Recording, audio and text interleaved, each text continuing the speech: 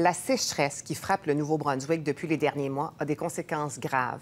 Dans la péninsule acadienne notamment, il y a de nombreux puits artésiens résidentiels qui sont complètement à sec. Les propriétaires doivent alors débourser en urgence des milliers de dollars pour forer un nouveau puits d'eau potable. Et la demande est telle qu'il faut attendre plusieurs jours avant de voir arriver les foreurs. Réal Fradette. Gloria Paquet ouvre le robinet de la cuisine et aucune goutte d'eau n'en sort. Depuis une semaine, il n'y a plus d'eau dans le puits artésien de cette résidente de Haschéville, dans la péninsule acadienne, conséquence de la sécheresse qui frappe la région cet été. Elle est obligée d'aller chercher de l'eau chez les voisins et la famille pour répondre à ses besoins quotidiens. Je me suis aperçue qu'il y avait du sable dans le fond de la douche. Puis là, j'ai ouvert les champlures, puis c'était vaseux, c'était brun. Le verdict est sans appel. Son puits résidentiel, seule source d'eau potable, est à sec. Là, j'ai pleuré, of course, j'ai pleuré.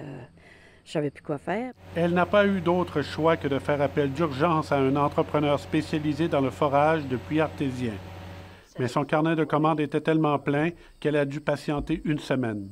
Parce que j'ai manqué d'eau complètement, là, je savais plus où mettre la tête. Sacha Noël est un entrepreneur de la péninsule acadienne spécialisé dans le forage de puits artésiens.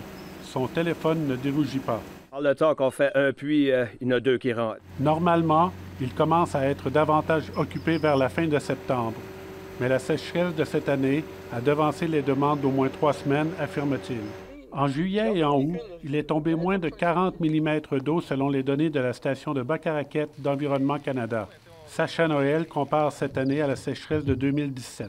Tout de suite, on met la priorité plus sur les personnes qui n'ont pas d'eau, les familles, les maisons, au lieu des nouvelles constructions. Quant au coût, c'est un investissement important, avance l'entrepreneur. Il n'y a pas grand-chose en bas du 3 000. Disons, ça, c'est pas mal 3 000 ça peut y aller dans le 10 000. Pour Gloria Paquet, tout ce qu'elle veut, c'est de l'eau. J'ai hâte d'avoir de l'eau pour être capable d'arrêter d'y aller. On dirait que c'est comme le bon pas le bon français, mais notre français, c'est comme y aller bomber de l'eau chez les voisins, là. Ici Réal Fradette, Radio-Canada, Haschéville. Et c'est vrai que cette sécheresse a préoccupé beaucoup de gens dans nos régions cet été, que ce soit à cause des feux de forêt, du manque d'eau pour les cultures et là maintenant, les puits qui sont à sec.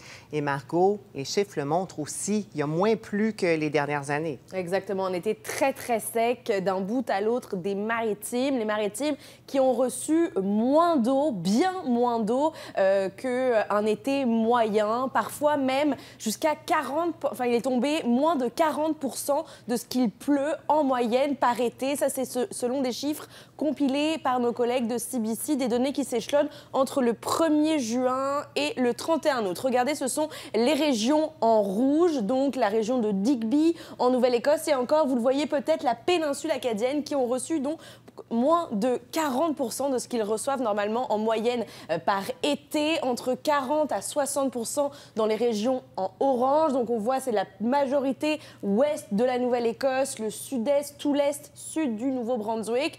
Et il y a seulement le nord-ouest du Nouveau-Brunswick et un petit peu du Cap-Breton qui font figure d'exception, qui ont reçu une quantité de précipitations à peu près égale à la moyenne. Alors maintenant, quand on regarde en précipitation totale, concrètement, qu'est-ce qu'il y a plu cet été? Eh bien, ça correspond à ce qu'on s'est dit avant, le sud-ouest de la Nouvelle-Écosse jusqu'à la vallée d'Annapolis qui a reçu entre 75 et 100 mm de pluie seulement.